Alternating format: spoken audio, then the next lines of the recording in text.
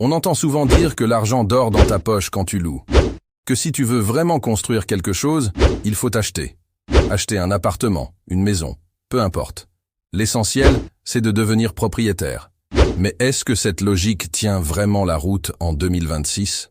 Avec des taux d'intérêt qui ont explosé ces dernières années, des prix immobiliers qui ne redescendent pas, et des marchés financiers qui offrent des rendements intéressants, la question mérite qu'on la pose sérieusement. Est-ce qu'il vaut mieux acheter sa résidence principale, ou est-ce qu'il vaut mieux louer et investir la différence? Avant de répondre, parlons d'abord de ce que ça coûte vraiment d'acheter. Quand vous achetez un bien immobilier, vous ne payez pas seulement le prix affiché. Vous payez des frais de notaire, en général autour de 8% du prix du bien.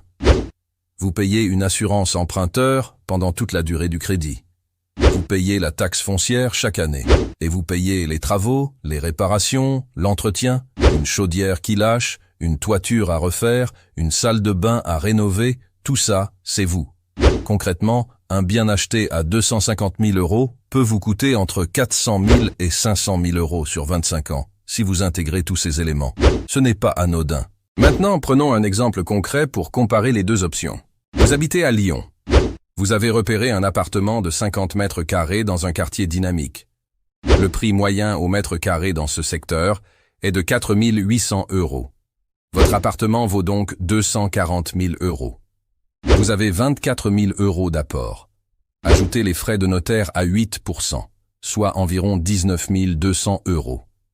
Le coût total de votre projet atteint 259 200 €.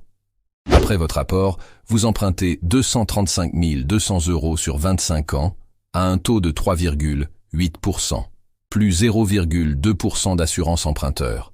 Votre mensualité s'élève à environ 1 220 €. En ajoutant la taxe foncière et les frais d'entretien, vous dépassez facilement 1 450 € par mois.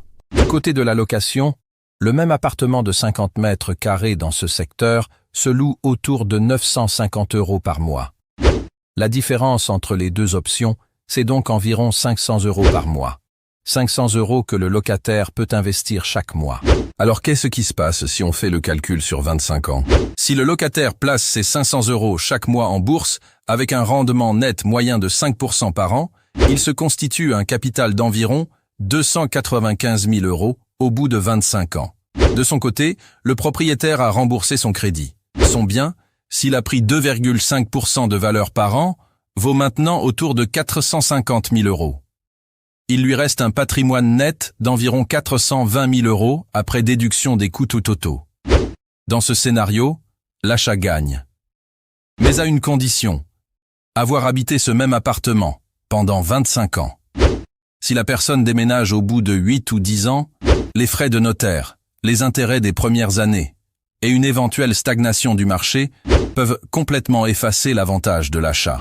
Maintenant, changeons de ville et allons à Paris. À Paris, le prix moyen au mètre carré est autour de 9 500 €. Le même appartement de 50 mètres carrés coûte donc 475 000 €.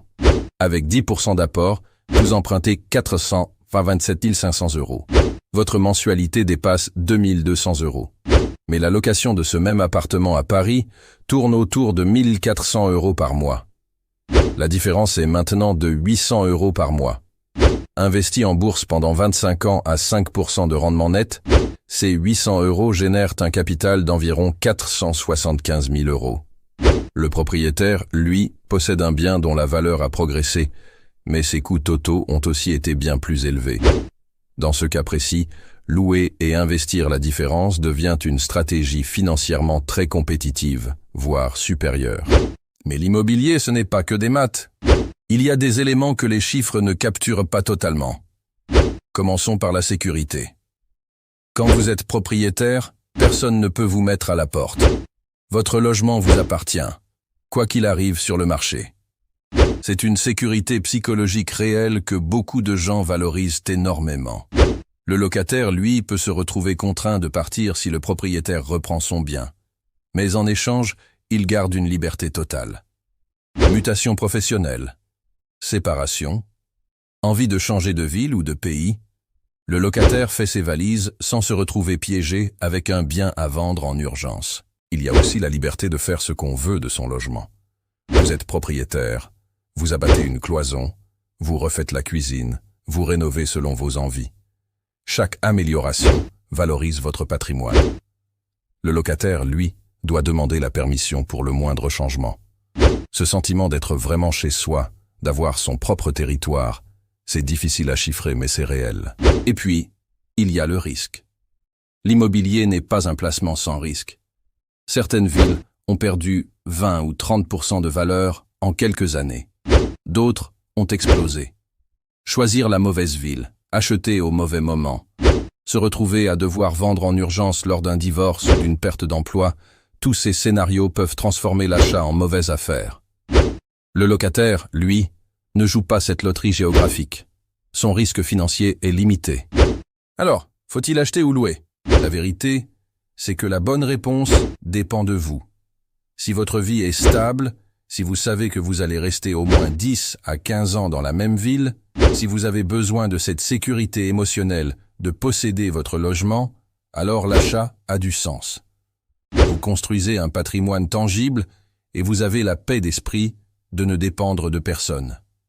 Mais si votre carrière peut vous emmener ailleurs, si votre situation familiale est encore en construction, si vous cherchez la flexibilité ou si vous préférez garder vos liquidités pour d'autres investissements, alors louer n'est pas jeter l'argent par les fenêtres.